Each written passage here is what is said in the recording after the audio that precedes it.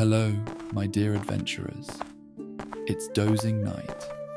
Welcome back to another evening of shared stories and cozy journeys. Tonight, I thought we could wander through the rolling hills of the Shire, where round doors open to warm hearths, and lanterns glow softly in the night. When you think of Middle-earth, what comes to mind first? Is it the comfort of a hobbit's snug kitchen, filled with bread and tea?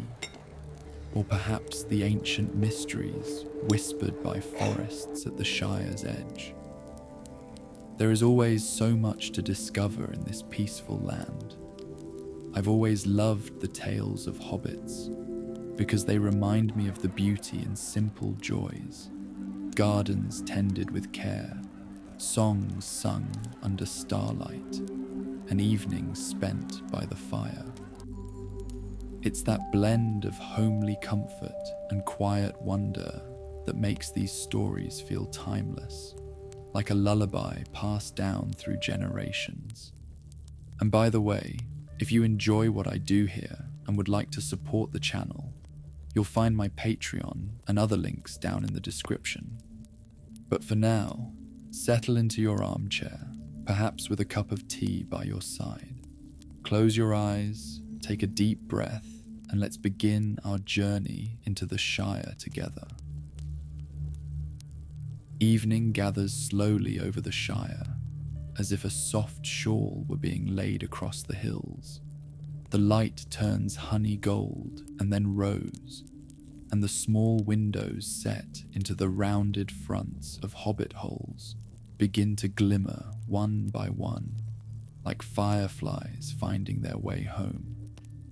Smoke rises in the gentlest threads from tidy chimneys, carrying with it hints of fresh bread, onion soup, and a whisper of sweet spice. The mill's wheel keeps turning at an unhurried pace, its splash a friendly hush against the banks of the stream.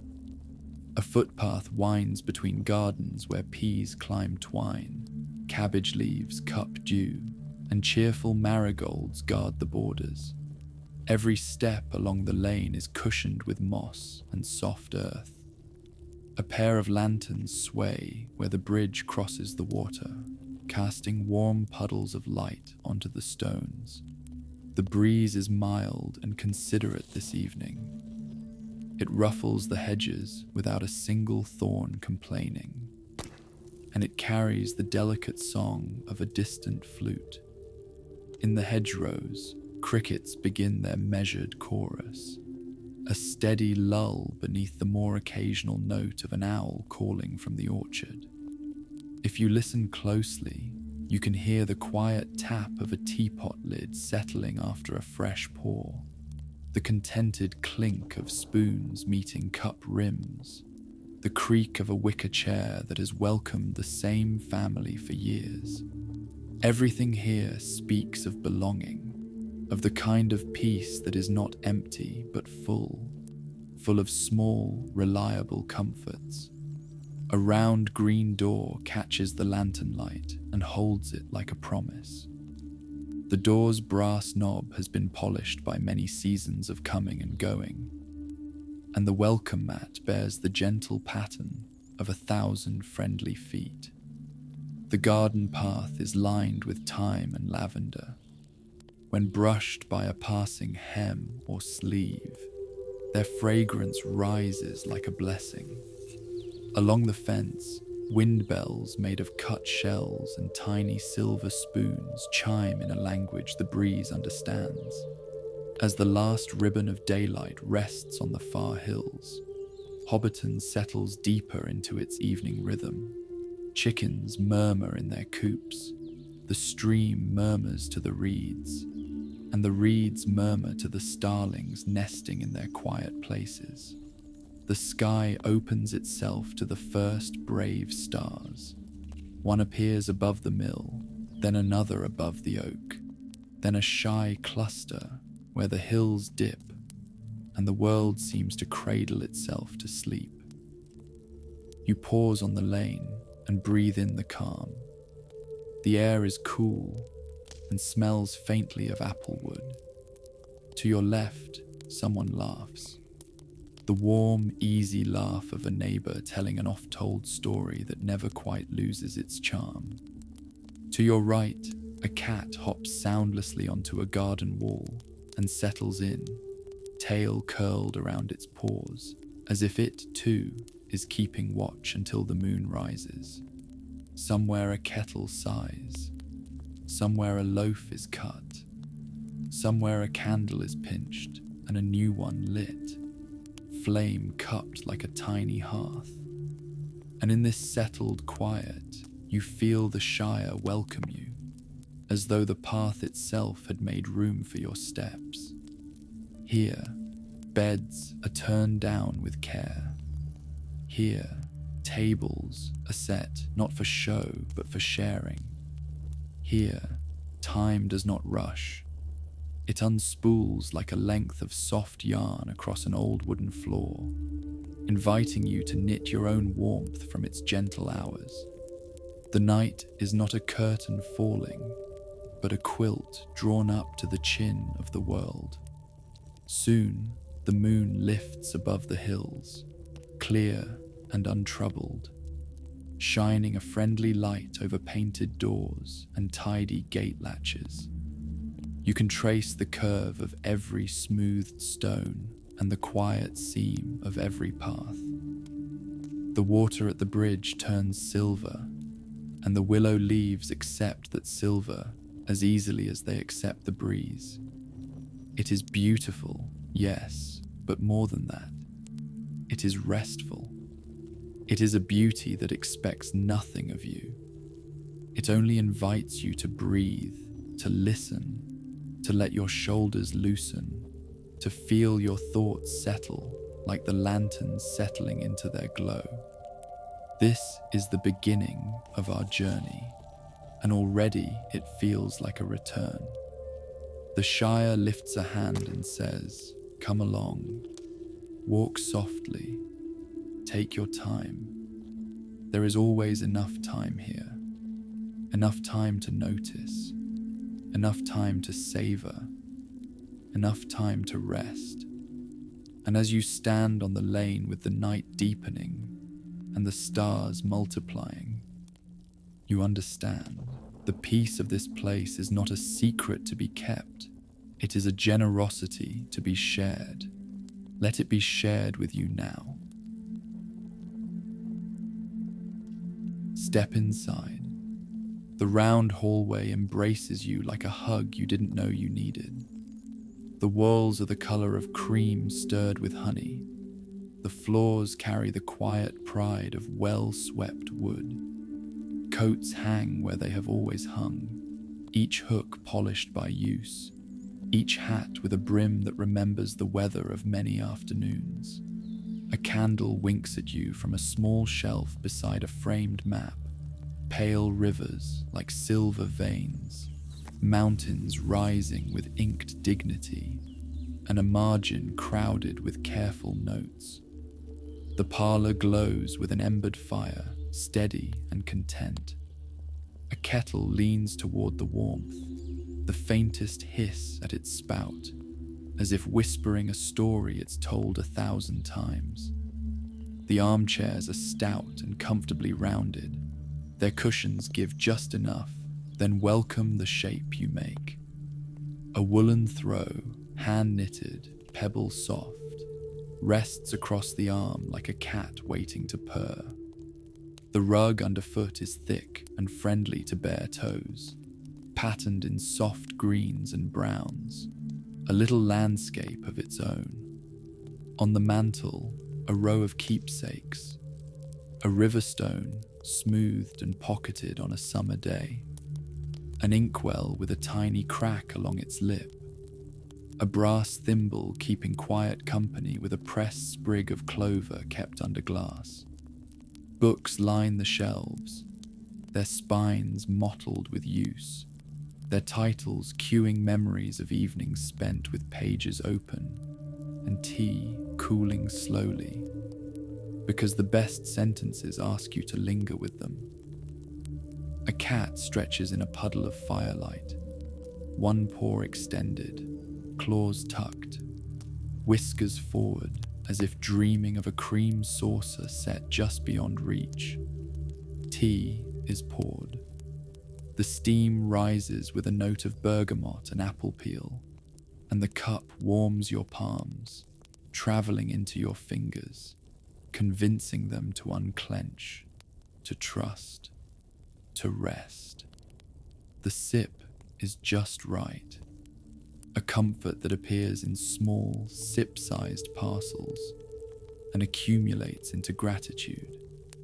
There is honey on the tray, and jam, and a little wedge of soft cheese that spreads like the evening itself, quietly and with a kind of happiness that doesn't need to be named. Here, the talk is soft, not the talk of worries or rushing plans, but the talk of recollection, harvests and birthdays, a particularly fine loaf that rose beautifully on a rainy day, the surprise of violets blooming early near the back stoop. The fire listens. It answers with an occasional shift, a mild pop, a shower of tiny sparks that glow for a breath and then fold into the heart of the ember. The walls keep the warmth. The ceiling keeps the secrets of every story that has ridden the air beneath it. You leaf through a book. The pages are thick with that comforting whisper that accompanies turning, like soft footsteps wandering down a hallway you know by heart. There are margins with notes in a tidy hand, a favorite line underlined twice, a little star beside a description of a sunrise over distant hills, a pressed leaf making a page into a season. The sentences move like the stream outside, not hurrying, not halting, but carrying you gently forward. Another log is added to the fire, and the glow deepens, turns the room to amber and red. Shadows climb and nest along the rafters. The cat opens one eye, agrees that all is well, and closes it again. Somewhere deeper in the house, a draft finds a door to murmur under. It sounds like a sigh of relief. You recline a little further, let your breath lengthen, let your shoulders remember how it feels to be a simple part of a quiet evening. Over the mantel, the clock ticks in friendly time. Not a stern tick, no sharp insistence, but a measured, companionable rhythm that refuses to hurry you. It promises that there will be time enough for everything gentle, time enough for one more page, one more sip, one more look into the fire to see not only warmth, but the soft geography of dreams. When the kettle finally sings, it isn't a command, it is an invitation. A second cup, of course. A touch more honey. Yes, that seems right. Perhaps a biscuit, just to be friendly with the tea. And while you savor these small kindnesses, the house itself seems to draw a little closer around you, a shelter against all that need not be considered tonight. Here, the world is happily small, a circle of light, a circle of steam, a circle of story. And when you set the cup down at last, the saucer receives it with a sound that is as satisfying as the last word of a paragraph that ends exactly where it should. You sink into the cushion, the woolen throw warms your knees, and the hearth, steadfast and bright, offers the same silent promise it has offered for years upon years. Rest here and be restored. The door opens to a night as gentle as velvet. The path greets your steps with that soft, forgiving give that belongs to well-loved earth.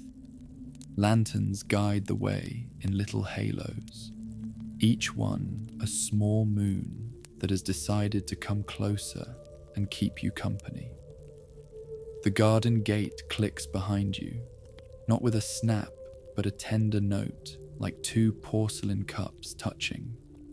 You turn toward the lane, where neat hedges trim the edges of darkened lawns, and the stars begin their steady, generous work of brightening the sky.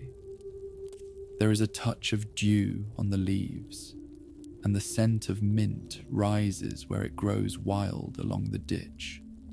Somewhere, a milk cart rests beside a fence, and the harness hung over its side creaks once in the breath of the evening air.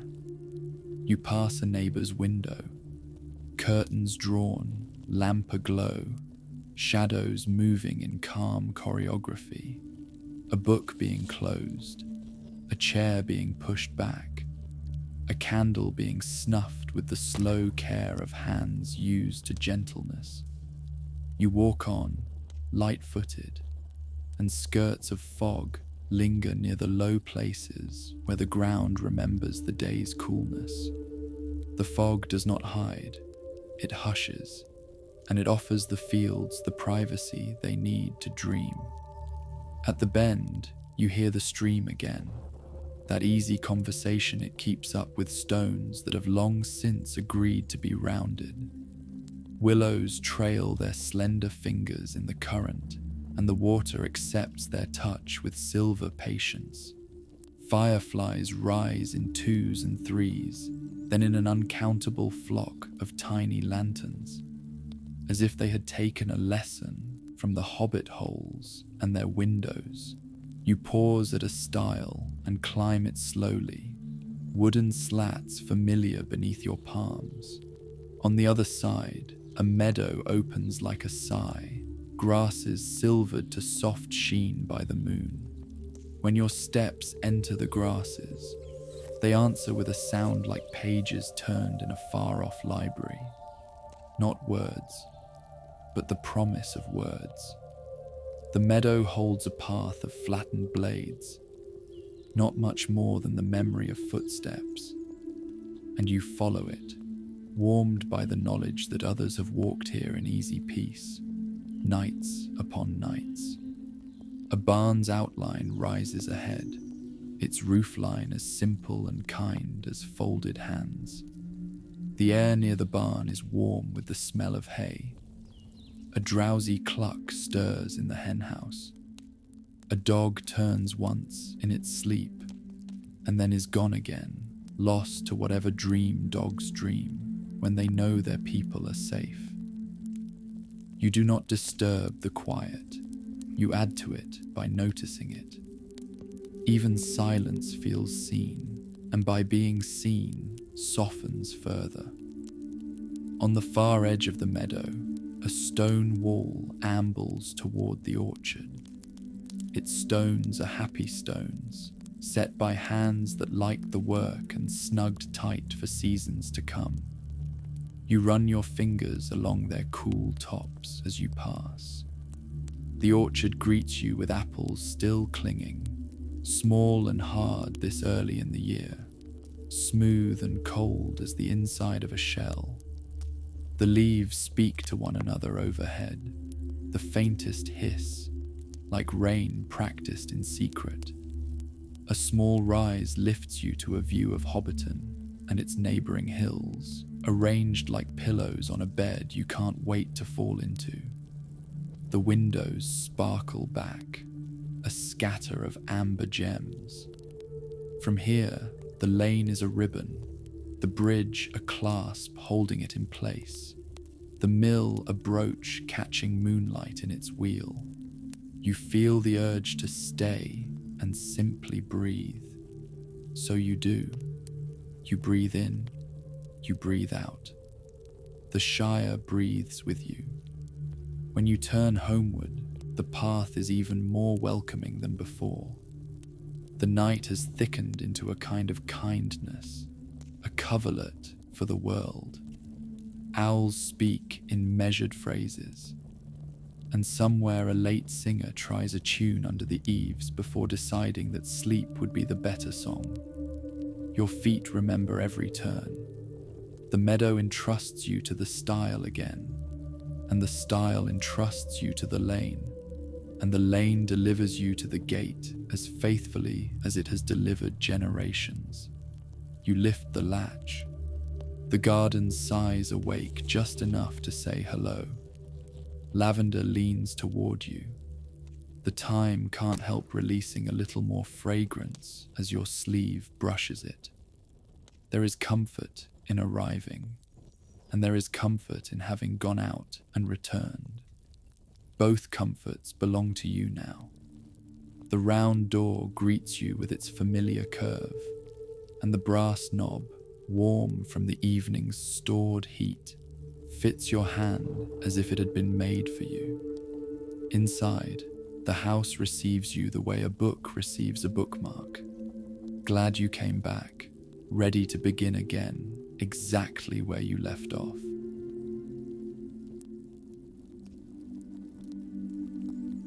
The road to the inn is as friendly as ever, sloping gently, never insisting.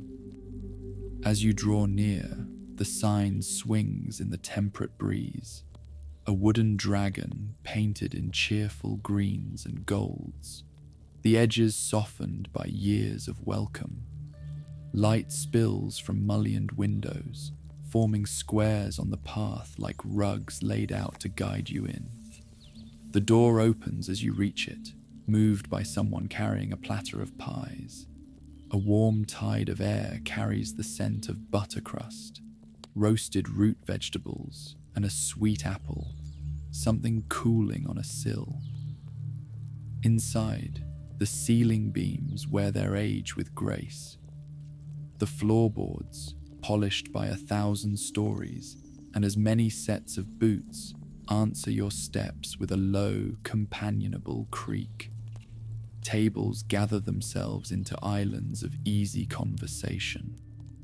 At one, a pair of gardeners compare pumpkins. At another, a seamstress tells a joke that makes the lamplight seem to smile. The hearth is a generous parent of warmth at the room's heart. Flames shuffle and settle, finding their best selves.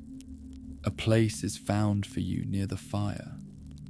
A wooden chair, handsome in its simplicity. A cushion that remembers every back that has leaned into it and knows just how to support yours. On the table arrives a mug that holds heat like a secret, and within it a mulled sweetness that lifts the chill from your bones. A plate follows with food, both rustic and careful. A stew that tastes slow, and a bread that holds the day's sun. The music is gentle tonight. A fiddle speaking softly to a mandolin, and somebody keeping time with a heel pressed lightly to the wood. The melody doesn't tug you forward or away. It creates a space where thoughts can drift as easily as steam from your mug. Snatches of story float through the air like thistledown. Not grand adventures with clanging danger, but the precious scale of local lore. A fieldstone that looks like a sleeping badger. A pear tree that ripens 3 days earlier on the north side than the south. A story of a long-ago traveller who traded a song for a winter's worth of firewood and found it a generous bargain. An elder at the corner table has the floor. Their voice is low and even, the cadence of someone who knows that a story should rock you more than rouse you.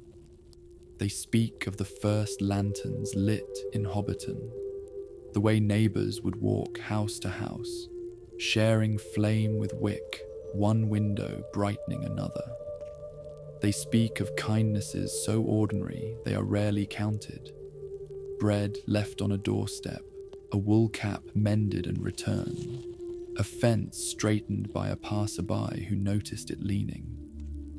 With each detail, the room seems to breathe easier. as though remembering itself. When the story ends, there is no applause, only that particular silence that means everyone is smiling in their own way. Chairs shift a little closer to the fire. Someone hums the last line of the melody. The innkeeper appears with a pot of tea, dark as polished walnut, and pours you a cup that tastes of comfort and patience. The steam paints your face with warmth. The night beyond the windows deepens to velvet blue, and the panes now reflect back the room, a little universe of hearth and table, of fellowship and food, made complete by your presence among it. You stay until the logs fall into a soft red thoughtfulness, and the musicians let the last note find its bed. Coats are lifted, scarves are looped. Good nights are exchanged in voices hushed by satisfaction. When you step outside, the air is clean with the lively cold that makes breath visible. The sign above the door gives one last contented creak. Lanterns guide you partway home, and the rest of the way you are guided by the memory of warmth, which is a kind of lantern all its own.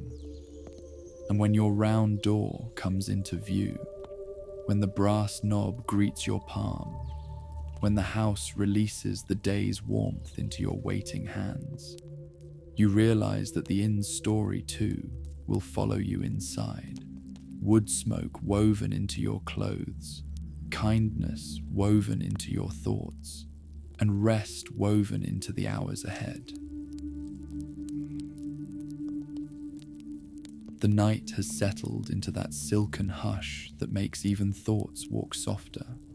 With the hearth purring in the background and a lamp turned low, the stories of the Shire begin to unfurl, threads of old memory woven into the fabric of everyday life. These are not tales that demand attention. They invite it, like a hand extended across a small table, palm warm and steady. The first tale is about river spirits, shy companions of the bywater, who, according to elder voices, love modest kindness. They do not ask for garlands or trumpets. They ask for a crust of bread left on a stone at twilight, a little glint of tin polished and set near the bank, so they can see the moon better in the water's face. They are gentle beings, it is said, who comb the stream with combs of willow, encouraging it to flow in well-braided currents that never startle the trout. On peaceful evenings like this, you can almost imagine the moonlit gliss of their fingers and the tiny bells they wear at their wrists, bells so small that the human ear mistakes them for the briefest stir of wind. Another story rises, soft as steam, the origin of pipeweed, which hobbits say first sprouted in the garden of a hospitable soul who watered his herbs with tea that had steeped too long. According to this kindly legend, the leaves woke to life with a taste for warmth and patience. They grew slow and sweet and taught those who tended them that the best comforts arrive on a timetable that cannot be hurried. It is a tale that makes people smile as they stir their cups and take their time finishing. There is also the old rhyme about the first lanterns of Hobbiton, a rhyme sung in houses when the dusk gathers early and the day seems to need gentling into night. One flame to neighbor, one flame to friend. Light travels kindly, from end to end. Lantern to lantern, door unto door, carry the evening, and trouble no more. Perhaps these words have been changed by many rememberers, but their warmth is dependable, like a shawl mended often and never discarded. You feel the rhyme's rhythm settle into your breathing, a tiny lullaby stitched into the seam of the hour. The next tale is the favorite of Baker's. It says that when the first hobbits arrived in these hills, they asked the land what it most desired. The land, being land, did not answer in words. It answered with wheat that swayed like contentment, with apples that tucked sunlight into themselves, with honey that collected the wildflower's secrets. The hobbits took the hint. They learned the seasons not from almanacs alone, but from the tone of the wind and the smell of the soil and the way the bees drew lines between blossoms. Bake what the day allows, the elders say, which is another way of saying, trust that simple abundance returns to those who attend with care. Last, a story about sleep. It claims there is a hill in the Shire where dreams are especially tame. No one is quite sure which hill it is, because it seems to choose its place according to the sleeper. But the tale says that if you lie down upon that hill with your ear to the grass, you can hear all your bustling thoughts line up curtsy and drift away as politely as guests leaving after a good party. The stars arrange themselves in a reassuring pattern. The owls agree to keep watch, and morning finds you refreshed, as if a gentle hand had smoothed your brow through the night. The hearth murmurs its assent. The chair presses softly at your shoulders. These are stories without edges, made for holding in the pocket of the mind. They do not need to be examined. They need only to be carried, like a warm roll wrapped in a napkin. And so you carry them, the river spirits and their willow combs, the patient herb that grows sweet when tended without hurry, the lantern rhyme, a little light that is always enough, the baker's principle that abundance and attention are twins, and the hill that lends out restful dreams like library books that never accrue fines. As the lamp grows lower still, you feel these gentle myths fold themselves into your breath, part of the ordinary magic of a quiet night in a kind place. Folklore. Here is not escape, it is arrival. It is the way the Shire says, this is how we care for one another, by remembering. When you step outside again, the fields receive you like soft blankets, air-dried under the sun, and now cool with moon. The sky has chosen its deepest blues, 1,000 shades stitched together with quiet star thread. Your footsteps find the path by feel more than sight, guided by the faint, familiar gleam of dew that gathers along the margins like a silver seam. The soundscape is unhurried. Crickets keep a light, steadying percussion, patient and precise. Far off, a sheep shifts and returns to its grassy pillow. An owl writes calm paragraphs on the air, a question, a pause, an answer to no one in particular. You walk without needing to plan your next steps. The ground knows you. It lifts where your foot expects it to, and softens where your ankle prefers. The hedgerows outline the lane like friendly walls. Honeysuckle breathes sweet and green, and the wild roses hold their scent close, like a secret saved for those who pass gently. Fireflies rise again, but here in the open field they look like notes on a page of sky music. Slow notation for a lullaby the land hums to itself. You slow to match it, inhaling to the count of 4, exhaling longer still, as if your breath and the meadow have made a quiet pact. A small brook lines the far edge of the field. Its voice is the right voice for this hour. bright enough to be known, low enough to cooperate with sleep. You crouch by its bank and trail your fingers in the water. It is cool but not cold, polished by the day's warmth into a temperature that feels like just right, given shape. A pale moth joins you, sipping delicately from the damp fur of moss. The two of you share the moment without the need to label it. The field opens to a gentle hill, and you climb it without effort, the incline so considerate it seems to apologize for existing at all. At the crest you sit, and the Shire arranges its lights for you once more.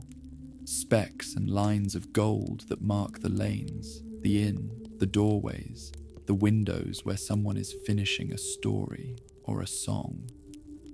The dark forms of the distant woods add a border of mystery that feels more like a promise than a warning. You lie back, and the grass makes a cradle of its long, elastic blades. They whisper as they settle around you. The night tilts its bowl of stars. Here, under this sky, the idea of time grows soft and conversational. Minutes and memories visit like good friends who know how to share silence. You could count constellations, but counting feels too purposeful. And tonight welcomes purposes that end in deep breaths and the loosening of the hands. A breeze arrives, taking its time, trailing the scent of hay and the faintest spice from far kitchens now going quiet. It combs your hair, touches your face, studies your pulse, and approves of the slower tempo.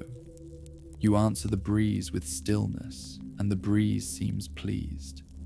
The world does not need you to hold it together. The world is holding you. In the distance, a bell notes the hour without insisting on it. The sound lands near you and becomes part of the hill. Your eyelids feel weighted with kindly sand, the kind that keeps boats steady in their harbours. When you sit up again, the fields appear to have drawn closer, as if they too hope to hear the brook's confidences and rest in the same lullaby. You follow the path back, your feet remembering it better than your eyes.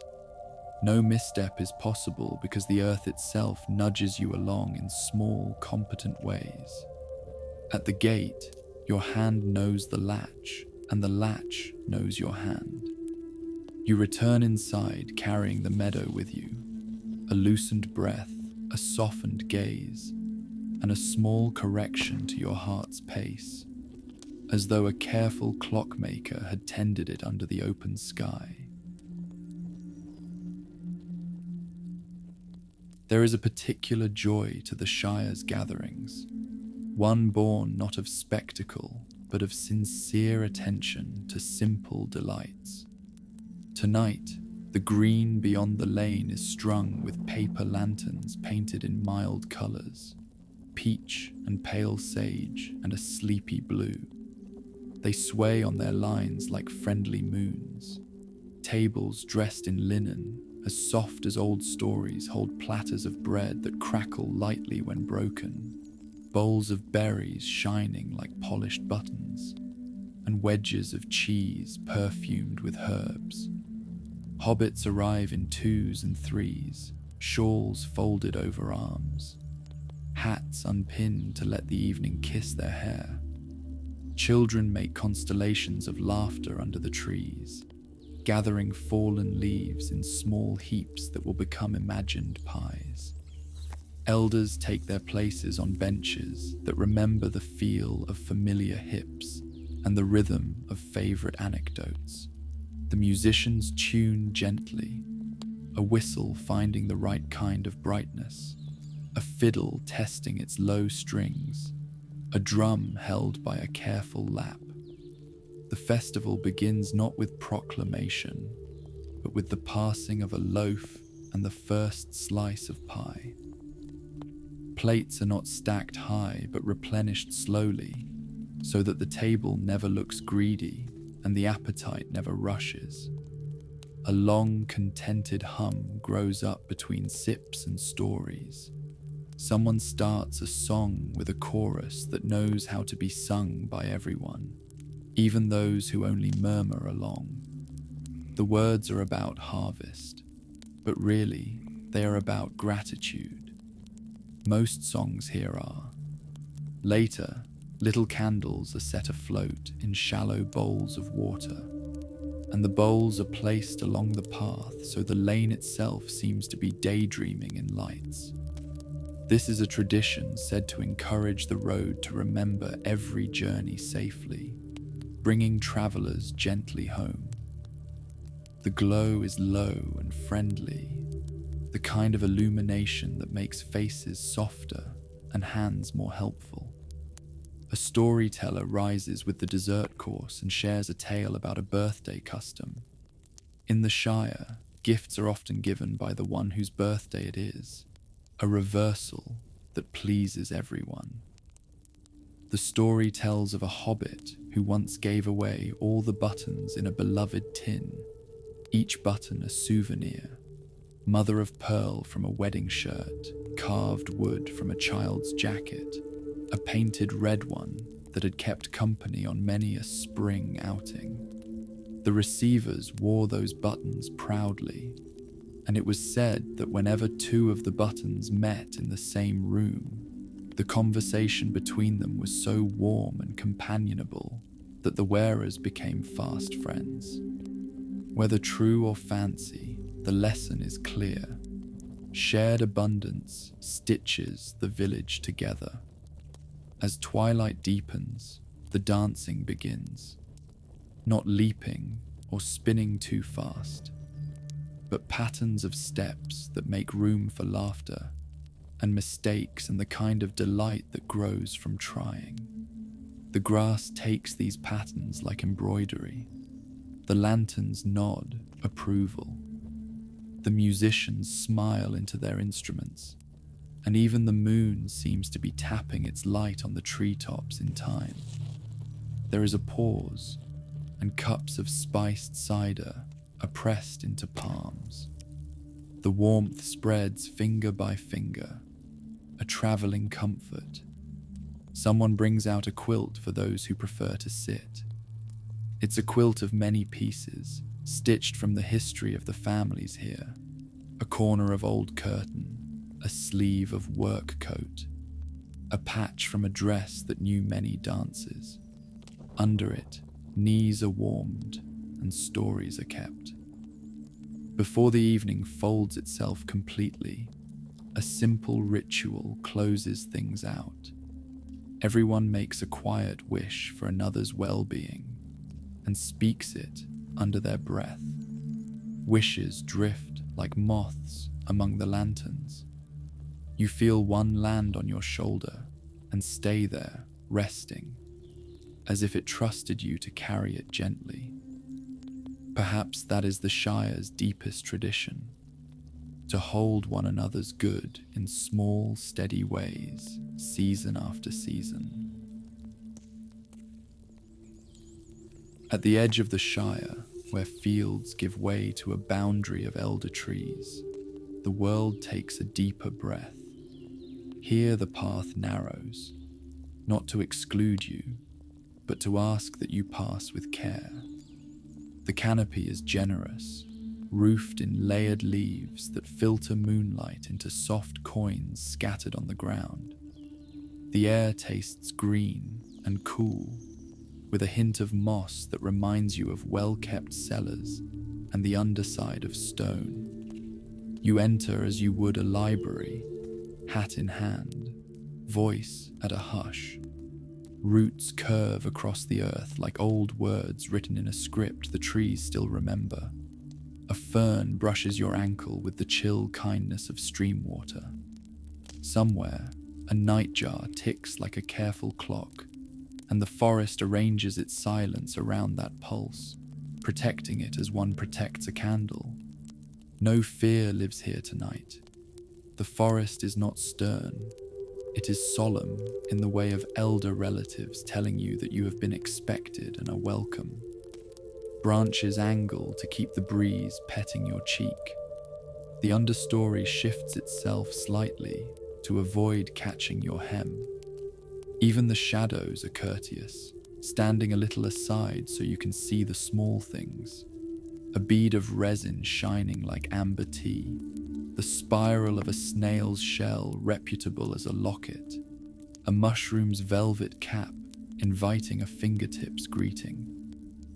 There is a clearing ahead, a round of softer darkness where the trees have stepped back from one another as if to make a room. In that room, the sky appears anew, deeper, more exact. The stars here feel near enough to whisper. You listen carefully and hear what might be the forest's slow speech, creak and sigh, leaf on leaf. The minute settling of bark that has worn many seasons comfortably. It speaks not in sentences, but in senses. Here is safety, here is time. Here is memory large enough to hold you without weighing you down. A fallen trunk offers a seat as steady as a pew. You sit and the wood accepts you, distributing your weight so kindly that it feels like a blessing. You think of stories about trees that move when no one looks, trees that counsel patience by simply existing long enough. You stroke the bark and thank it for its company. A small light appears, not a firefly this time, but a pearl of fungus glowing modestly from a rotting branch. The forest knows how to make its own stars when the sky is hidden. As you rest there, a mist begins to thread the clearing, arriving on slippered feet. It carries the scents of leaf and earth, and that unsayable something that belongs only to places that have kept watch for centuries. The mist does not make you cold, it makes you quieter. Thoughts that had been a little tangled decide to sit down and braid themselves neatly. You breathe easier, your shoulders slope with relief. On your way back, the path seems shorter, as homeward paths often are. The forest sends you with a parting gift, a single leaf that detaches from a high branch and sails down without hurry, landing near your toes. Its surface is finely veined, a russet map of patient growth. You pick it up and press it between your palms, feeling the coolness move into your hands. A reminder, gentleness can be strong. Quiet can be deep. Old things can be the softest companions. At the boundary, the fields take your arm again, and the forest, satisfied, resumes its whispering to the moon. Home again. The door's curve is especially welcoming now, a familiar horizon promising rest. Inside, lamps burn low, shaded to soften their glow. The air carries the earlier scent of tea, now turned mellow, mixed with the good, clean smell of cooled hearthstone.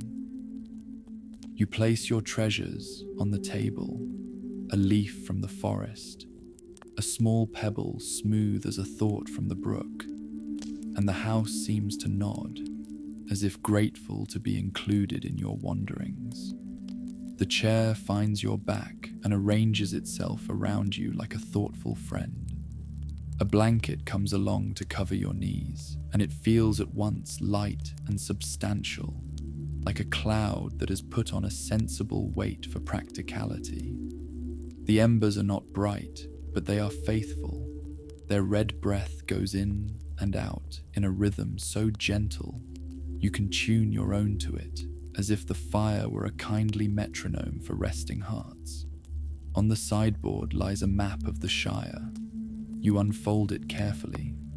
The creases are the faintest white paths across the parchment, and your fingers cannot help but trace the lanes you walked tonight.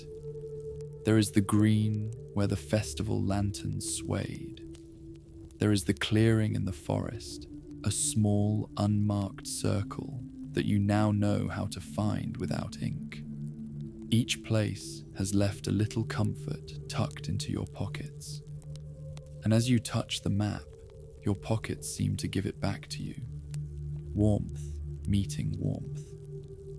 You take up a journal, nothing grand, a little book with a blue cloth cover, and write a few lines that are more feeling than report. Evening kind to the fields, you write. Lanterns approving, the brook thinking in silver. You stop there, unwilling to crowd the page. The point is not to capture everything. It is to invite the memory to return kindly when called upon. The journal's paper has a soft tooth under the nib. It takes the ink the way bread takes butter. Another cup, a small one. The kettle obliges with a low, friendly sigh, steam rising in the shape of a faded halo. Honey loosens and yields. The teaspoon's clink is the most polite of chimes. This cup tastes of settling, of the quiet pride of a day well spent without hurry. You cradle it and find your gaze drawn to the round window. Outside, the moon leans lower and the garden's shadows tuck themselves in, bedded by the hedges. Somewhere in the house, a floorboard offers one dignified creak, as if reminding you that it has faithfully carried footsteps for many years. A cat pads in on silent paws, stepping into your lap with the confidence of someone who knows they are wanted. It curls and begins a purr so particular it seems to spell your name in a language only comfort speaks. The blanket shapes around the small weight. Your hands rest, one warm under the other, and the tea's heat gathers in your wrists like a dawn that has decided to arrive early, just for you. You dim the lamp another notch.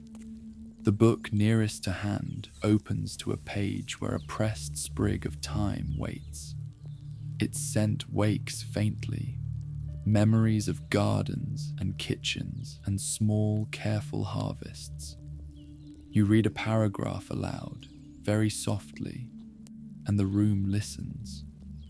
The words are about belonging, and they belong here. When you close the book, the sprig remains exactly where it was, as if it approves of being guardian to that passage. You are not far from sleep now. The hallway looks like a kindly tunnel to dreams. You tidy your cup, fold the blanket once, pet the cat a last time between the ears. Everything in this house understands this ritual.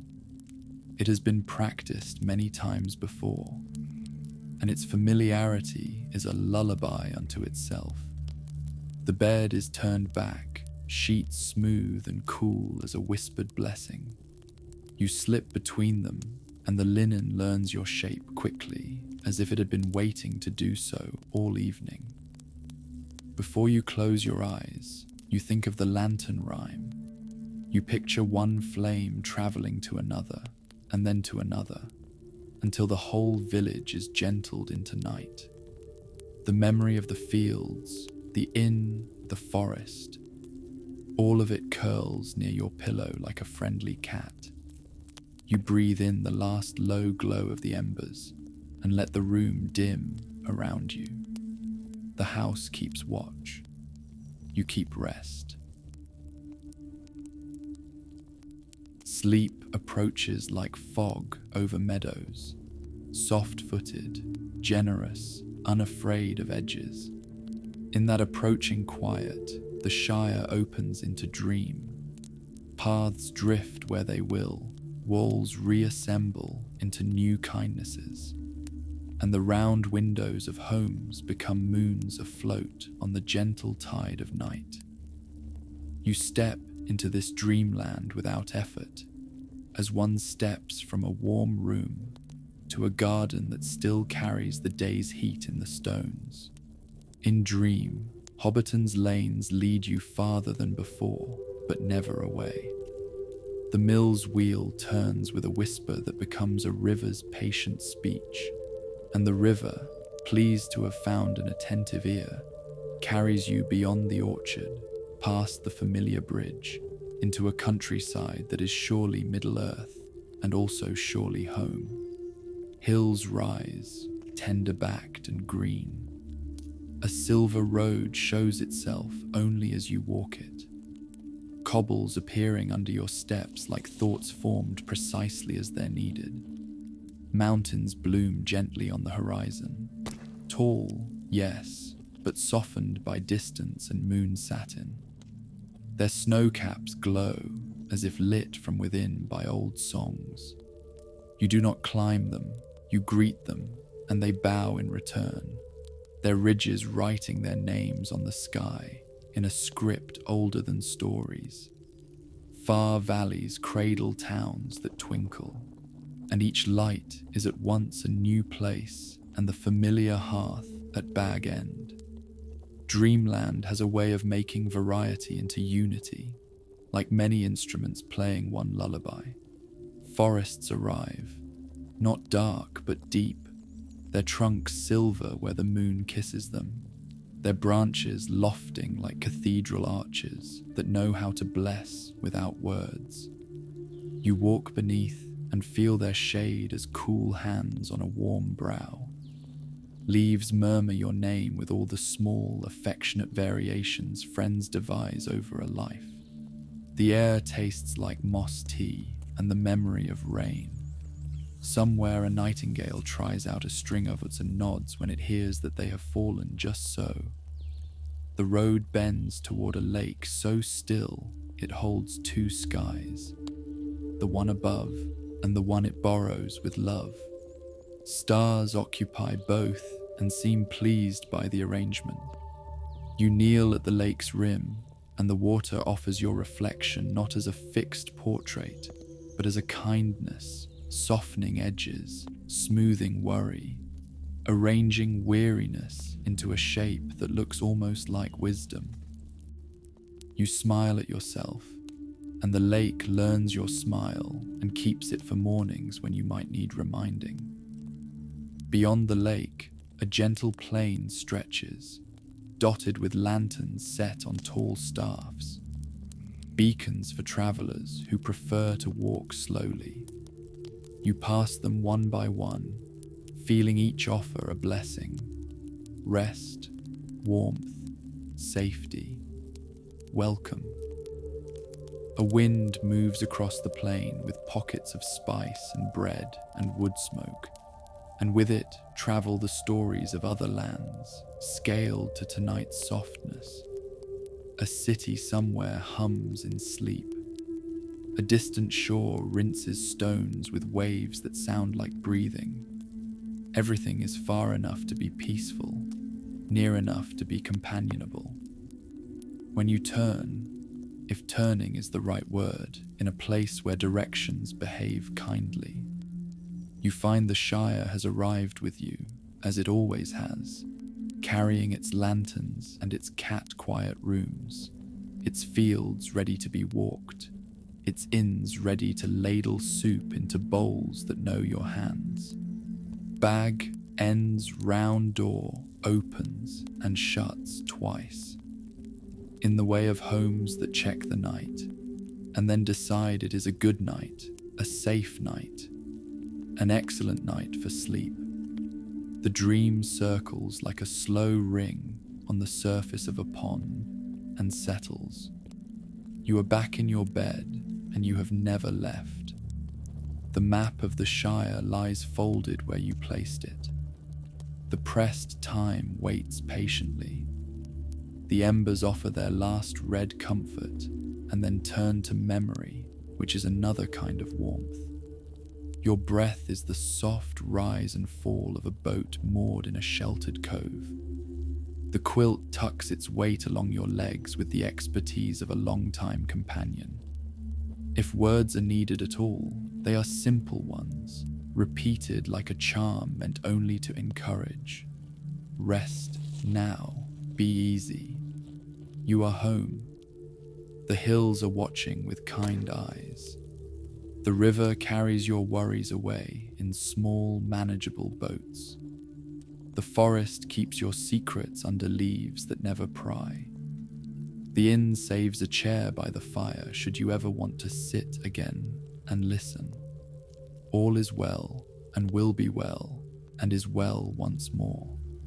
Sleep now in the peace of the Shire, where stories end by becoming part of your breathing, and morning will arrive like a friend who knows how to knock softly.